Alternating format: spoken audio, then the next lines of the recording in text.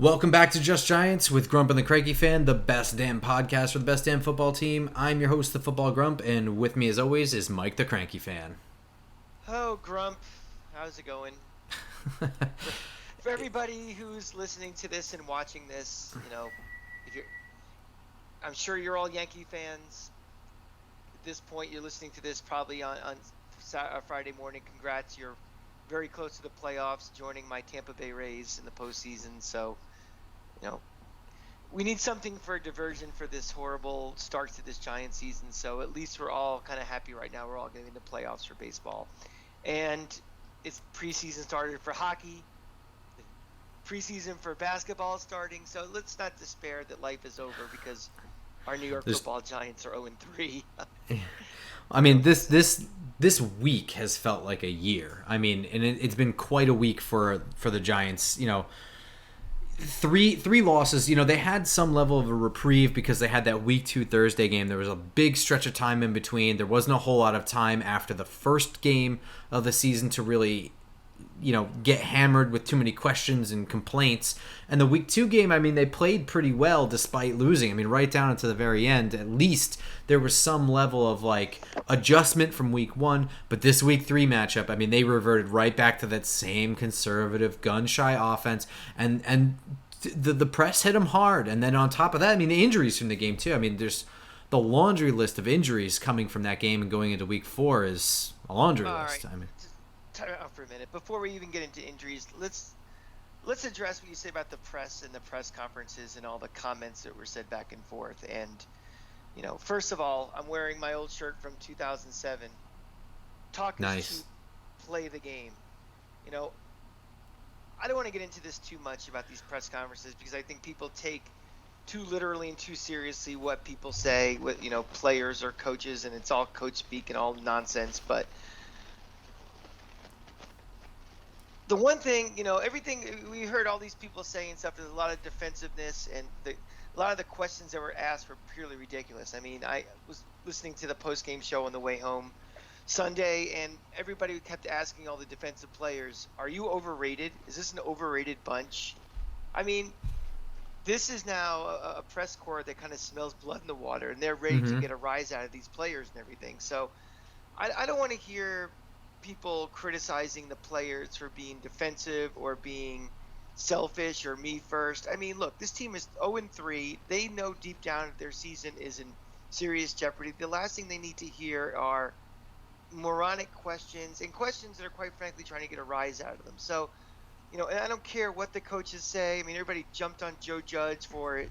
Good things are coming or whatever nonsense he said out of his mouth. It doesn't matter.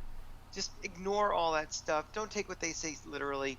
But there was one thing I do want to say before we move on from this topic.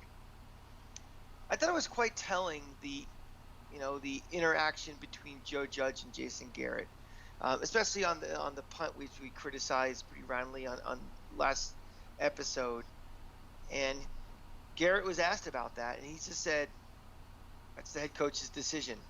Very flat answer. No emotion to it, just that's the head coach to decide. Definitely, if you're reading between the tea leaves for that, you get the sense that may not be the strongest of relationships in the universe. And it goes back to whether Jason Garrett was brought in here by ownership, kind of thrust upon Joe Judge or not.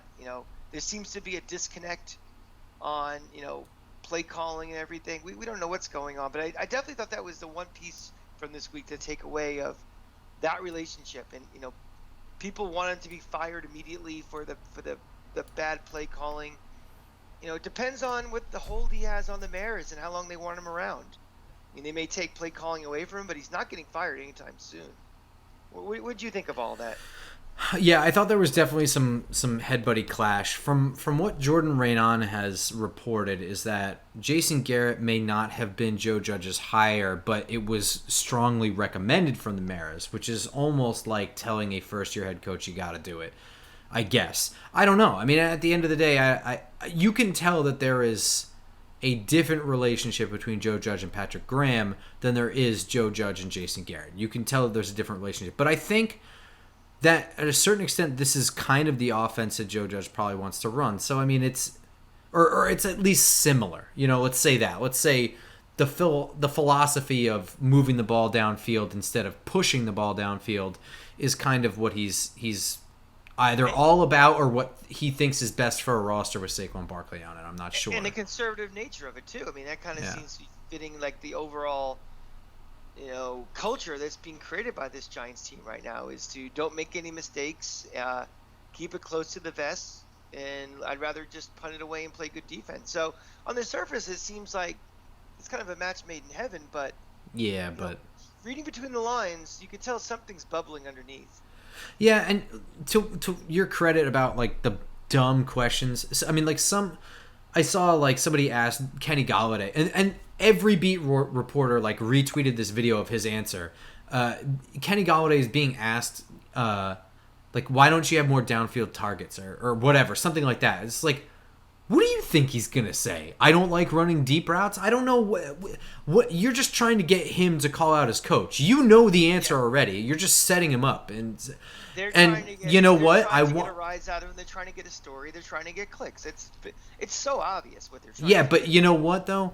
It's not Kenny Galladay's fault, but it is the Giants have earned this. Losing your first 3 games, you've earned that. They're not tough questions. I won't say that. But they're shitty ones. They're ones where, they're the only thing you can do is either say something that means nothing, like, I don't know, man, I got no answer for you, which is what he said, or you can say the shitty thing in response and throw your coach under the bus and be like, I don't draw the plays, I just run them, or something like that, which we already know this. Like, you're just putting him in a shitty position when it's not his fault and it's not his fault. So I don't see how it helps or is in any way constructive to ask the players certain dumbass things like that. But you know what? Winning means these questions never get asked. These guys, they got to do their job. And again, they are trolling for clicks. In today's definitely. In today's universe, it's different than trying to get a scoop for a story. Now it's about how do I get onto the clip that goes around with me asking the question where the player gets all pissed off. That you want to be attached to that thing, so when it goes viral, it's associated with you, so you get extra follows and you get extra clicks. So or your publication. I know exactly the game is being played. My thing is, so let them play that game. I'm talking to you guys, the Giant fan, the smart Giant fan, is rise yourself above it. Don't what you're hearing from the players, what you're 9 times out of 10 hearing from the coaches are the result of years of experience and practice and polishing, by handlers and stuff, how to answer a question, to be vanilla as you can. Don't take anything for seriously from it. Just see how these guys are playing like next week. Are they playing better? Does it look like, there's more camaraderie on the sidelines, on the field? Is there better communication? You'll know. Watch next week's game and see where, how Joe Judge is interacting with Jason Garrett. You'll get a better sense. So I know it seems really silly, but I think a reminder is definitely in order for this. I mean, I think that's fair. Like a good reporter, I don't know, but I mean, the hard work reporter that earns respect is the one who doesn't ask the stupid questions and actually looks at stuff and be like, I think they changed something up. I think something got shaken up here, and you come up with a theory and show your evidence or whatever. I don't know, whatever. The point is, the good reporter unearths news. The bad reporter tries to make news. Yeah, that's the difference. And speaking of news-making events, the Giants signed Isaiah Wilson, offensive tackle out of Georgia. He was the right tackle of Georgia. I actually thought very highly of him as a recruit. I believe he was a first-round pick by the Titans last year. He's a very good run blocker. I mean, Georgia had a badass offensive line in 2019. So, I mean, it was the best offensive line money could buy. And if you want to ask about that, find me on Twitter at the Cranky Fan. I'd be more than happy to talk to you about that. But I don't think that you can possibly put together a worse rookie season / off-season two off seasons really than what he had. I mean, I think he played in one total game for Tennessee, and he only played special teams, and they cut his ass. They cut a first round draft pick after 1 year. I mean, that's bad, and that's not an organization that like. And they're not coming off any Super Bowl victories, so they don't really have the luxury to just give up on a first round pick unless it's totally worth it. But I mean, do yourself. I don't want to waste too much of this episode talking about it for a specific reason. Do yourself a favor and just Google his 2020 timeline. You know, there's DUIs in there. There's COVID shit. There's all kinds of off the field stuff. He's overweight. You know, he's not who he was coming out of Georgia right now. This isn't Eric Flowers bad. This is a whole nother level of just. As far as off the field issues, we're looking at a Will Hill type character right now. Now, I will say, I don't think that he had too many problems at Georgia. So, as far as I know, they can all be contained to his like COVID year, and he's young. So like. Young dude gets a bunch of money, starts acting like an asshole. This isn't a lengthy stretch of time of off the field issues like you might see with Vontaze Burfict or somebody of that nature, and Will Hill for that matter, which go all the way back to high school for him. Yeah, and also let's not lump necessarily COVID into that mix too, because again, you know, when we're talking about a time pre-vaccination decision. For a lot of these athletes, you know, if you got COVID, you got COVID, and you know, again, I don't judge Kadarius Toney on his offseason base because part of it was the COVID. And I think to be fair, the same thing should be said for him. I just want to clarify. While he was on the COVID list, I believe twice last year, I meant specifically just that it was the lockdown year and everybody was a little off. Gotcha. I just like the whole mentality of all of that shit was wild and. It may be or it may not be coincidental that his off the field shit is perfectly in line with like that off season year kind of situation. Whatever. The point I'm making is don't get excited about Isaiah Wilson. There is a potential down the road for him to maybe contribute in a fashion that will get you excited. It's not this week. It's not even the first half of this year. I would be surprised if he's even moved up from the practice squad. By the second half of the year, honestly. Here's the bottom line. The NFL is hyper competitive. The NFL has 32 organizations that do all the scouting, all the private investigating, all the things that are out there. With a few exceptions, guys are getting on the scrap heap after week 3. There's a reason they're on the scrap heap on week 3. They're not diamonds in the rough. There's something. I mean, you may take a flyer and maybe you get lucky and you find that pearl in the oyster, but most likely it is what it is. So again, take a shot, see what happens with him. He keep his nose clean. He plays himself in the football shape, has realized this is his last chance, and maybe you get somebody who can be productive in the line rotation. But until then, just whatever. I will say the one thing that I think is significant about him being signed to the practice squad, I saw like Pat Leonard, probably some other people had like real trepidation about the Giants signing him because of his off the field issues. That's totally understandable. But it's important to remember that it's just the practice squad for starters. So, not that big of a deal. I mean, I think that there's probably maybe some bad influence on Andrew Thomas, which you might not want because they were teammates. They might already be close and you might get your good player dragged down a little bit. But for me, this is more a sign of circling the drain. They would never, Joe Judge, Dave Gettleman would never, ever sign a player to any contract with this team with these off-the-field issues like a year ago. They wouldn't. They are hurting so bad right now that what do we got to lose? You know what I mean? Like the attitude totally changes in my opinion. First of all, I'm pretty positive. There's a slew of ex-Georgia Bulldogs on this team. Mm-hmm. Unfortunately, as far as I'm concerned, but I guarantee you they've had conversations with almost every one of those to try to get a background check. Mm-hmm. A first-person perspective. What is this guy really like? Is it worth kicking the tires? And just because somebody is a teammate of somebody else does not mean you have a band of 75 best friends who all always got their back. Oh, come on. What's his name? Bo Callahan had nobody showed up to his birthday party. Nobody remember? showed. See what I mean? Nobody showed up at his party. So, my my point is that just because they went to the same school and played on the same team, that doesn't mean that they're boys. And That's true. So, I would take that. I wouldn't be too concerned about that. I think the bigger thing is you get intelligence, intel that nobody else may have on him, and say, what is this cat really like? And I just think it's hilarious how it's both a no-brainer signing and also a sign of circling the drain. It is both all wrapped in one, because this signing would have never happened in March. Yeah, I mean, circumstance dictated it, both the record and the situation on the offensive line. I mean, the offensive line is banged up, but it's important. We didn't really mention that Blake Martinez tore his ACL. He's done for the year.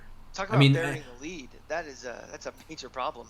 Yeah, that's our bad. And what's funny is I read it too. I saw it early that morning, and I was just like, the hits just keep on coming. We had other stuff to get off our chests in the last episode. And by the way, thank you for everybody for the comments and the DMs and the tweets. I'm glad everybody enjoyed that show. It was very painful for us, but yeah, that wasn't fun. When times get tough, that's what you're gonna get from us is just honest emoting. So thanks for that. But yeah, I mean, I saw it as well, and the last show wasn't about looking ahead or listening about the next game. That was just a puking out of emotion, and now we're over that. Now we're focusing on the season, and yeah, that's a major problem going forward for the rest of this year. Not even that. I mean, we are currently looking at Saquon Barkley over 1 year removed from an ACL injury. How would you describe him in comparison to Saquon Barkley? 75% of the same? I was even going to go a little less than that. I was going to go probably until he becomes Barkley again and is more decisive on his cuts and things and hitting the hole and stuff. He's like 50%, and I think a lot of that's mental too. I mean, the idea that I think it's time that Giants fans understand, and football fans in general. It's not Giants fans. An ACL injury can be a career ender. It's time to start thinking like that. He may come back and play, but if he's not good enough, he's not gonna be good enough. I mean, it's all the same. It may not be a career ender, but a career alterer. Yeah. I have already resigned the fact that as soon as he went down and they announced that's what it was, my thought was this was no longer going to be the second overall pick in the draft and a guy that we are going to base our offense around in the future. And, quite possibly might, I hate to say this, but, based on the situation, it might make life a lot easier for us down the road where if he has to be re-signed, that decision's coming up at some point. He's going to command a lot of money, a lot of money in a position that you shouldn't have to spend that much money for if you're building, a team from top to bottom. So, obviously you want him to be healthy and be one of the best running backs in the league and a real playmaker and change this offense, and you gladly pay him. But, he has about a year to kind of prove is he had the potential to be what he was, because if he wasn't, if there's a decision about it, if I'm the GM, I'm not paying him. That's the way this league is. It's a cutthroat league. Business is business. But I am not going to pay him, a max deal or something coming out on the hope he gets better. I need to see something this year to give me hope that he's worth a big contract. Well, he's already signed through the end of next year because they picked up his 5th-year option. So right, he does have some time. But I agree with you. Yeah, I mean, he's got to show something. You can start making plans for the future. I don't even think you really need at a running back position. I mean, they signed Devontae Booker. If this team didn't have Barkley and they had Devontae Booker, Gary Brightwell, and Corey Clement, who was in here in camp, as your 3 running, are you more is running back a concern for you? Because it wouldn't be for me. I would think that you could upgrade that. You could certainly get better, but my concerns are still the offensive line and the pass rush. So. Very honestly, and we talked about this in the last episode, if they utilized the Daniel Jones skill set, the way he should be best utilized, and if this was a modern team that kind of adapted to him, Daniel Jones would be running a lot more, and that'd be the more you can have any running back there based on the offense they're trying to run with the, with the read option and stuff. No, So that's embarrassing that the quarterback has the most rushing yards. I don't mean Come I on. don't. That's I'm not what I kidding. said. I'm kidding. I'm kidding. I'm kidding. Oh, I know it's embarrassing. I know because how dare that happen? But I mean though that you don't need to have the greatest running back to execute an offense where you have the read option, the RPO is important facets of your offense.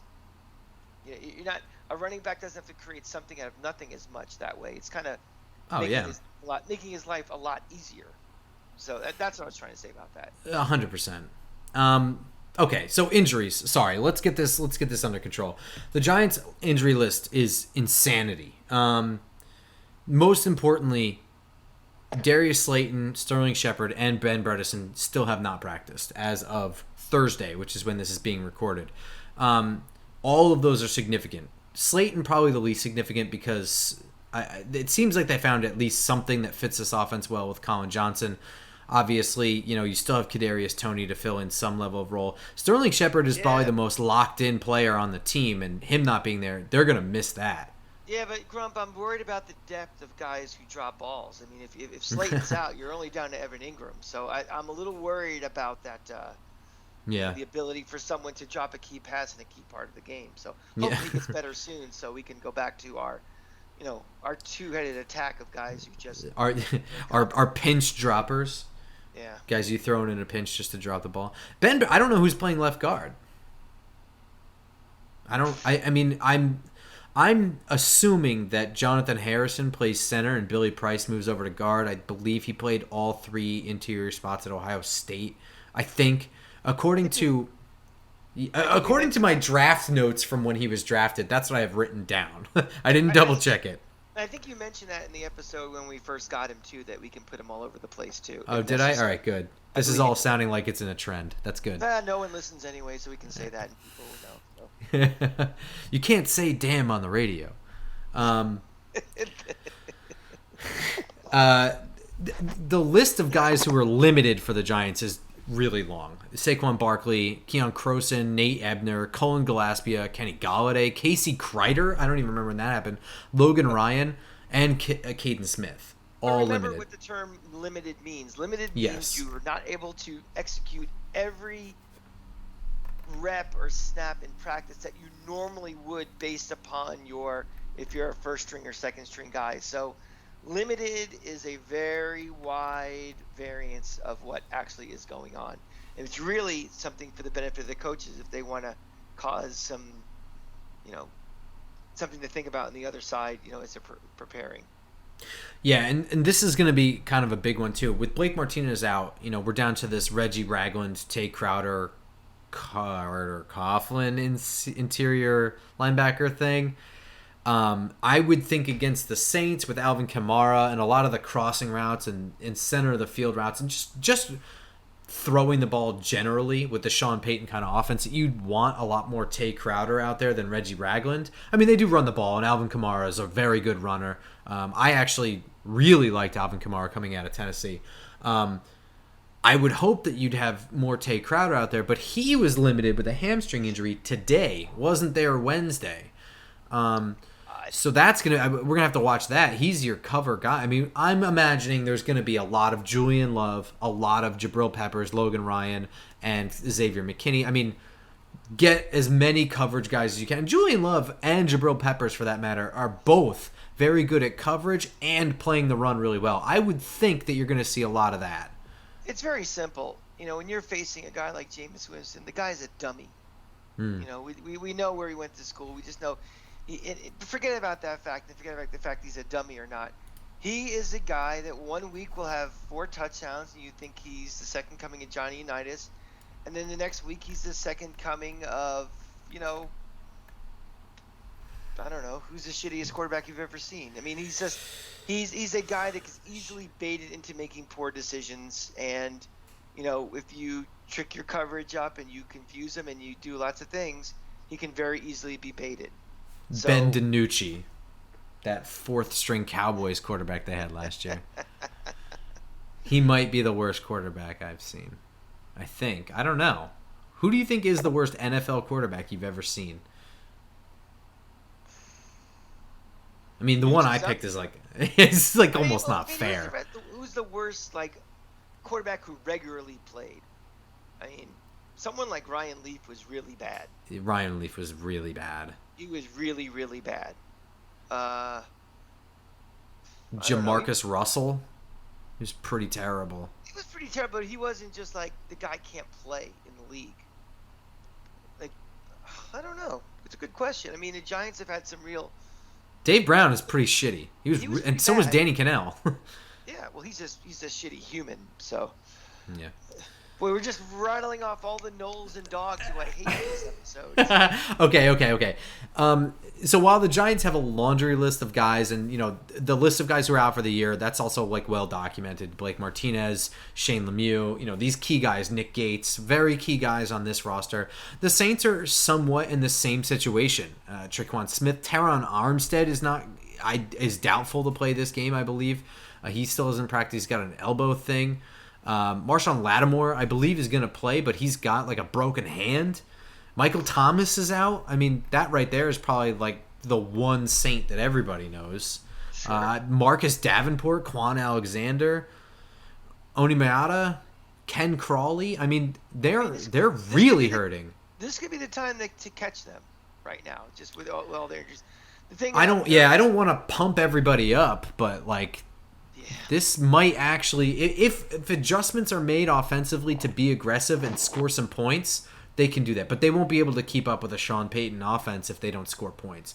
I just put out the Defining Drive bullshit episode for the Atlanta Falcons game, and the main thesis there is not playing to settle. Not playing for 3 points. They cannot play for 3. They have to take shots. They have to push the ball downfield. And they've got to... I mean, Marshawn Lattimore has a busted hand. Okay, that already puts him at a disadvantage, even if he's going to be in pretty good coverage. That gives your Kenny Golladay... He's got the contested catch strength and skill. He can do that. You can push the ball downfield. Ken Crawley is out. I mean, that already is going to be... The biggest problem here is going to be handling the pass rush and delivering it, because you're not going to get Jameis Winston to throw 5 picks if you're not putting pressure on him. Mm-hmm. And we saw that from week 1 to week 2 with this team. Carolina actually got some pressure in his face. Green Bay didn't. And that's really why Green Bay lost. I mean, that game, the score looks dramatic, but it's really, I mean, it got down to the point where they're going for it on 4th down and just turning the ball over. There was just turnover. I mean, that game was like 17-3 for a very long. Well, the question is going to be, can we get a consistent pass rush on him? But we haven't gotten one yet, so yeah, it's at best it's inconsistent. At worst, it's just not there. And yeah. Well, with Armstead out, that does give you something, and with Eric McCoy out, their center is out. So now your guard Cesar Ruiz, the former Michigan Wolverine, that I actually liked. He's pretty good. He's playing center. And Calvin Throckmorton, last year's winner for coolest name in the NFL. Was he one of the bad guys in one of the Christmas specials, like the Burgermeister Throckmorton?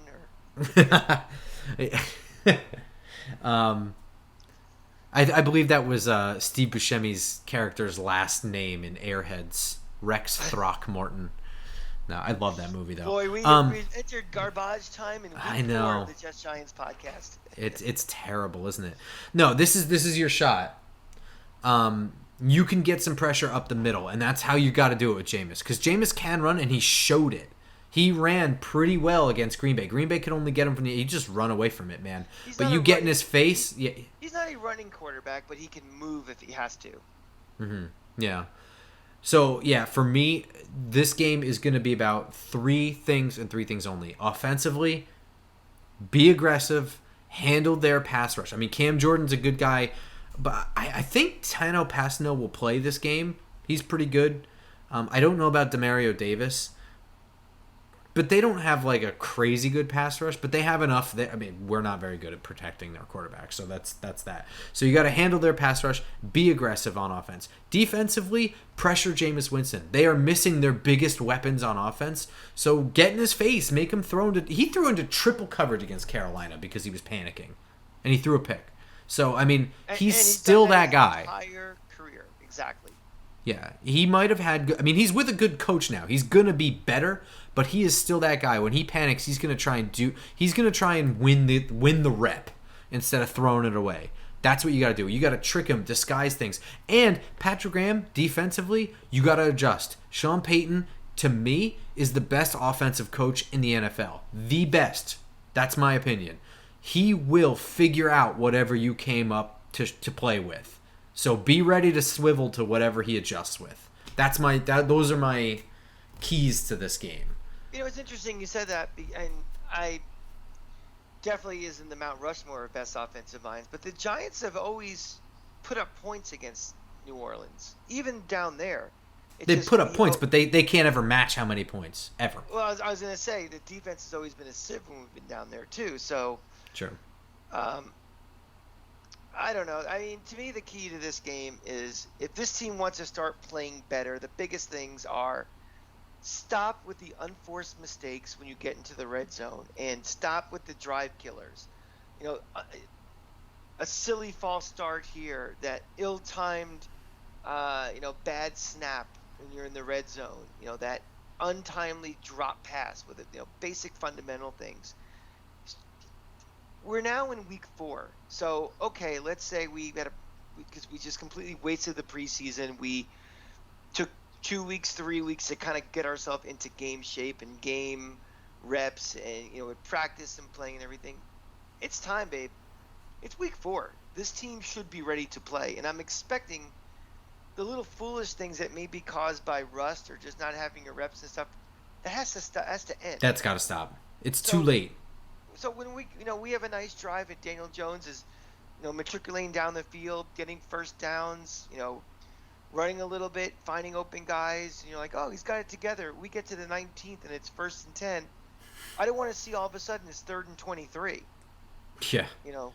Because we ran a fucking pitch out play or a screen pass not even that. I mean, that's besides the point. We already know that we already addressed it. That the play to win, not play not to lose. That's from the coaches. But I don't want to see something like we get down to the 11 and then the first play is a false start. Or an ineligible man downfield, or holding. That's completely self-imposed. And then I don't want to see, again, the bad snap. So now it's 3rd and 18. So instead, what are we going to do? We're just going to do a draw play. But that stuff has to stop now. Week 4. I mean, give your this is not a big play offense. There's not that many long chunk plays on this team right now where they're going to score just like that on one big play. They got to work themselves down the field. There's going to be less possessions than some other teams like Kansas City might have. So if you have one of those possessions where you're eating up 5, 6, 7 minutes and you're going 70 yards in the red zone, you need, 7 points, not 3. I practiced that before. Nice. Good job, man. Thank you. Hit me with your prediction. What's the score? This is New Orleans. We always have problems here. I don't know if it's because of crowd noise or whatever. This is also the first time that the Saints have had a home game since, pre-pandemic. So I'm expecting, a louder, more obnoxious crowd than usual down there. There's nothing that tells me the New York Football Giants are ready to win a football game just yet. And, hopefully there's some pride in that locker room after being disgraced by a bad team. We've seen this team in the past kind of pull wins out of their rump on the road when you least expect it. I mean, the Seattle game last year is a great example. I don't think anybody's picking us in a, very high in their confidence pool. I bet you a lot of people have the Saints in their suicide picks. This is where, and again, I said this before, as dark as this season seems and as hopeless as we look, and we are the butt of jokes and we are memes, we're only 2 out of first right now. That's true. And this is, again, to be honest and to be fair, Dallas is on the verge of pulling away from this division the way they've been playing. They've been far better than everybody else, but right now they haven't yet. And the easiest way to prevent them from running away with a 4 or 5 game lead in this division is you keep winning yourself. We'll have 2 opportunities to play Dallas. We'll have another opportunity to play Washington. We play horrible Philly twice coming up.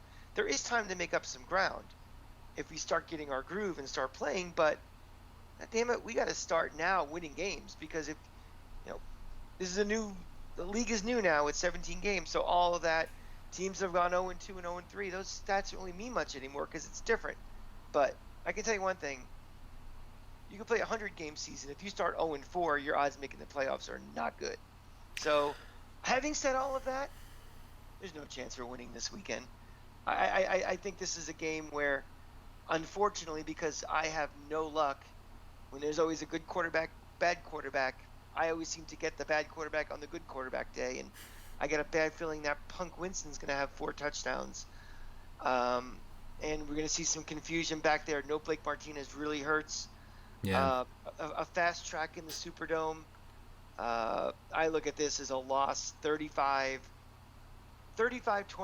And I do have the one positive I'm going to say is I think Daniel Jones continues to play better and better. I think he handles the adversity and the crowd noise pretty well there. I think I'm going to predict another game he has no turnovers and plays pretty well.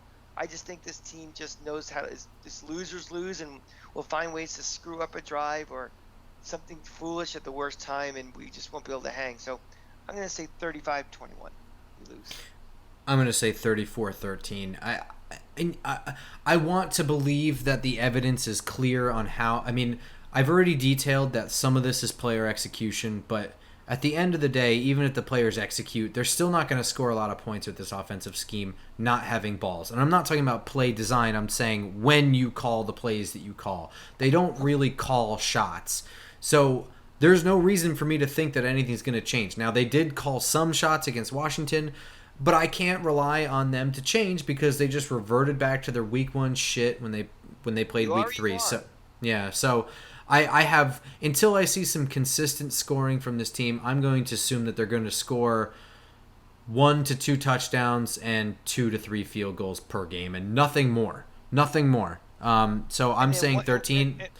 And this offense, yeah, this offense that New Orleans has, even with Jameis Winston, even with Michael Thomas out, whatever, they're too good for our defense if the offense is just going to keep punting to them. So they'll just eventually start scoring, even if the defense starts off really well. Like they did against Atlanta, by the way. The defense started very, very good and eventually just wore down. And, like you said, I hadn't even realized that this is the first New Orleans home game in the Caesars Superdome ever.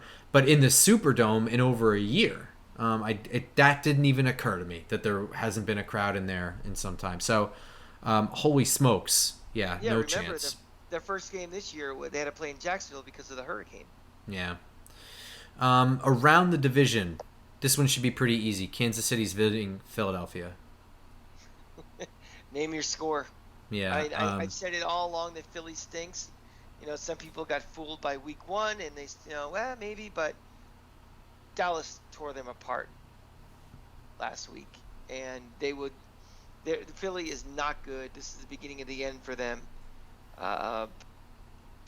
Kansas City blows them out. Yeah. Carolina goes to Dallas. This is probably the most interesting matchup. Both have shown some things. I think, though, Dallas is going to pull this one out. I'm going with the home team, honestly, on this one. Dallas still has no defense, but they are putting up a bunch of points. Carolina, they've had a real good start to the year, but I don't know really that they're as strong as they have been. Who's Carolina played? They played New Orleans. They beat New Orleans. They played the Jets. And they played somebody else. I'll look it up. But they did beat New Orleans, and pretty handily. Right off the bat, they started fast. In week 2, yeah. Yeah, well, I mean, in that game, yes, they started fast. They scored. Their opening drive was beautiful. I'm starting to be a believer in Dallas. I think their offense is humming at a pace that can offset the defensive deficiencies they have. I think they're going to win this one rather handily. And be ready for the Cowboys are back nonstop barrage after this game. Oh, yeah, well, Well, they'll be 3-1, and all of a sudden, you know, the Skip Baylesses of the world will be booking their flights to LA for the Super Bowl already. The Panthers beat two very bad teams in the Jets and the Texans. But again, they did beat New Orleans and pretty handily. So I'm going with Dallas, but I don't think that this. I think this one's kind of close. Washington's going to visit Atlanta. Do you think that the Falcons got something in their system coming off of a big emotional victory, or are we just that bad? We're that. I think we just lost a Yep. bad game. I think Atlanta stinks, and again, I'm not sold on this Washington team. I don't think their defense is good as was advertised in the offseason. Agree. So with a backup quarterback who is better than maybe an average backup quarterback, but still show the inconsistencies of a backup quarterback, I think they lose Washington. You think Washington wins or loses? Loses. Wow. Going with the upset pick. Going with the upset pick. I will say there's some interesting things here. I mean, Matt Ryan is, he's certainly no Matty Ice, which was always weird to me that he got a nickname. But he's a veteran quarterback that's smart and he has a good arm. There is some talent at the wide receiver position, for them. I mean, there's not much defensively. I don't have much to say about that, but he's got a good head on his shoulders. Like he can make things. Taylor Heineke is not going to do anything crazy on his own. It's all going to be game planning and coaching. Now that can be enough to beat Atlanta, but I do think this one's going to be somewhat close. I still think Washington wins by 2 scores at least, though. I'm thinking 24-14 is the closest this game gets. I just think the level of this division, the quality of play is still pretty bad. Yeah, Even Dallas. I mean, let's not get crazy with Dallas. I'm saying they're looking pretty good around. Their offense is relatively humming, but let's not get nuts. I mean, would Dallas win a division in any other division? No, Very, I don't. I mean, very doubtful. Maybe the NFC North. Washington should have lost to a very bad Giants team. Yeah, also true. I mean, look at it that way. So that's kind of why I'm picking the upset, but yeah, you're right. Although never mind. I'm not even gonna. I'm done complaining. That's gonna do it for this episode. Be sure to like and subscribe on YouTube. You guys are the absolute best. We're growing this channel very slowly, but I appreciate everything you guys are doing to help us out with subbing and the comments and the DMs. Honestly, I get more DMs and just Twitter things, complimenting on our work and stuff. So I really do appreciate it. And of course, iTunes, SoundCloud, Google Play, Spotify. Those are spots if you guys are just the audio for the audio files. And Twitter @football_grump. Hit me up there. I do a lot more talking there. Yeah, and I'm at the Cranky Fan, and all the things I'm into, and this is the greatest time of the year. We have my Florida Gators are playing Kentucky this weekend. We have the playoffs are starting next week, and all the other stuff we said. But I would say, the best compliment you could give us, we love, the 5-star reviews and the ratings and all that stuff. But the best thing you really can do is tell your friends that are Giant fans, hey man, there's these 2 dopes that have a podcast and a YouTube show. You should check them out.